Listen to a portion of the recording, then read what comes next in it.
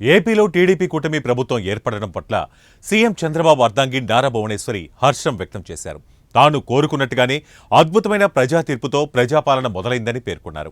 నాడు నిజం గెలవాలి కార్యక్రమంలో ప్రజల ఆవేదనను చూశాను, బాధలు విన్నాను, ఇబ్బందులను తెలుసుకున్నాను. ఇవాళ రాష్ట్రంలో ఎక్కడ చూసినా ప్రజలు తామే గెలిచినంత సంతోషంలో ఉన్నారు.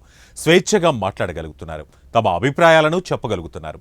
నాడు తమకు జరిగిన అన్యాయాలను నిర్భయంగా ప్రస్తావిస్తూ తాము అనుభవించిన క్షోభపై గళం విప్పుతున్నారు.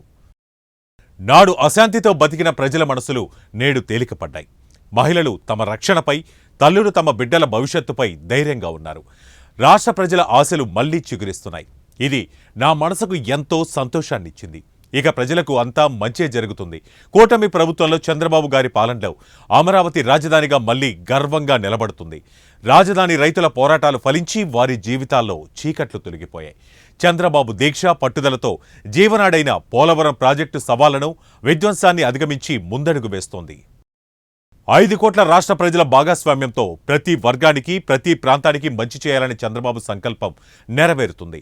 ప్రాణాలు పణంగా పెట్టి పనిచేసిన పార్టీ కార్యకర్తలకు గౌరవం దక్కుతుంది. ప్రజలే సుప్రీమని చాటి చెప్పిన తిరుగులేని తీర్పుతో ఇక కౌరవసభ స్థానంలో గౌరవసభ కొలువు తీరుతుంది. ప్రజల ఆశలు, ఆకాంక్షలను నెరవేర్చే బాధ్యత ప్రజాప్రభుత్వం తీసుకుంటుందన్న పూర్తి నమ్మకం నాకుందంటూ నారా భువనేశ్వరి ట్వీట్ చేశారు.